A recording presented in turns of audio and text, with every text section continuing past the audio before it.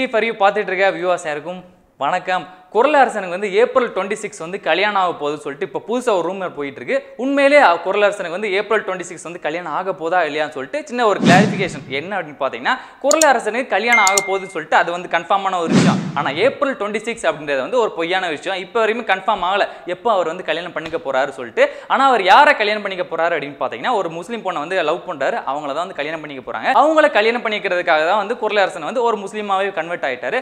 அப்படி குரல் அரசன் வந்து நான் ஒரு முஸ்லீமா வந்து கன்வெர்ட் ஆக போறேன்னு சொல்லிட்டு டிஆர் கிட்டேயும் சரி, உஷா டிஆர் கிட்டேயும் சரி, எஸ்டிஆர் கிட்டேயும் சரி, எல்லாருக்கிட்டையும் சொல்லும் போது எல்லாரோட பாயிண்ட் ஆஃப் வியூ வந்து என்னவா இருந்துச்சு அப்படின்னா, நீ அந்த அது ஒரு கடவுளை வந்து வழிபடுற அப்படின்றது வந்து தனிப்பட்ட ஒரு விஷயம். அதுக்கப்புறம் நீ உனக்கு எந்த மதத்து மேலே ஈடுபாடு இருக்குன்னு சொல்லிட்டு அது ஒரு தனிப்பட்ட விஷயம். உனக்கு என்னன்னு சரின்னு படுறோ அது வந்து நீ கண்டிப்பாக பண்ணலாம். நீ எந்த ஒரு முடிவு எடுத்தாலும் உனக்கு நாங்கள் சப்போர்ட் பண்ணுவேன்னு சொல்லிட்டு தான் எல்லாரோட ஒரு விஷயமா இருந்தது. அது போக அவர் வந்து லீகலாகவே முஸ்லீம் வந்து கன்வெர்ட் ஆகிறதுக்கு என்னென்ன சப்போர்ட்லாம் வந்து டிஆரா இருக்கட்டும், அதுக்கப்புறம் உஷா டிஆரா இருக்கட்டும், எல்லாருமே வந்து சப்போர்ட் பண்ணாங்க. அப்படி லீகலாக வந்து கன்வெர்ட் ஆகிட்டார். இப்போ அவர் வந்து ஒரு முஸ்லீமாக தான் இருக்காரு.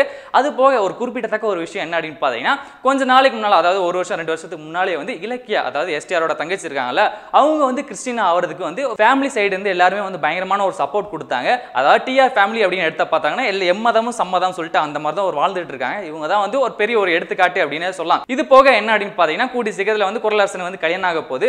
பொதுவாகவே அண்ணன் இருக்கும் போது தம்பிக்கு வந்து கல்யாணம் பண்ணக்கூடாதுன்னு சொல்லிட்டு ஒரு விஷயம் இருக்குல்ல, அப்படி குரல் அரசன் வந்து எஸ்டிஆருக்கு முன்னாலே வந்து கல்யாணம் பண்ணிட்டாங்க அப்படின்னா, எஸ்டிஆருக்கு கூடி சீக்கிரம் வந்து கல்யாணம் பண்ணணும்னு சொல்லிட்டு பெரிய ஒரு பிரஷர் வந்து எஸ்டிஆர் மேலே இருக்கும். அதனால கூடி சீக்கிரம் எஸ்டிஆருக்கும் வந்து கல்யாணம் ஆக போகும்னு சொல்லிட்டு நம்ம கண்டிப்பாக எதிர்பார்க்கலாம். அப்படி எஸ்டிஆர் வந்து யாரை கல்யாணம் பண்ணுவாங்கன்னு சொல்லிட்டு கேட்டீங்க அப்படின்னா, கொஞ்ச நாளைக்கு இந்த முன்னால் இந்த வால் படம் அந்த மாதிரி டைம்லேயே வந்து ஹன்சிகா அதுக்கப்புறம் எஸ்டிஆர் 2 பேரும் வந்து லவ் பண்ணாங்க.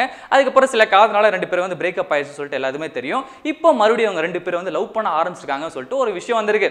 அதாவது எப்படி ஜாயிண்ட் ஆயிருக்காங்க அப்படின்னு பார்த்தீங்கன்னா, மகா படத்தில் வந்து, அதாவது ஹன்சிகாவோட 50வது படம், அந்த படத்தில் வந்து எஸ்டிஆர் வந்து சின்னதாக ஒரு கேரக்டர் பண்ணுறாரு. அந்த ஒரு டைமில் வந்து 2 பேருக்கு மறுபடியும் லவ் ஆயிடுச்சு. இவங்க 2 பேரும் வந்து மறுபடியும் கல்யாணம் பண்ணிக்கிறதுக்கு வாய்ப்பு வந்து ரொம்பவே அதிகம் சொல்லியிருக்காங்க. இது எந்த அளவுக்கு உண்மைன்னு சொல்லிட்டு நம்ம வெயிட் பண்ணி தான் பார்க்கணும்.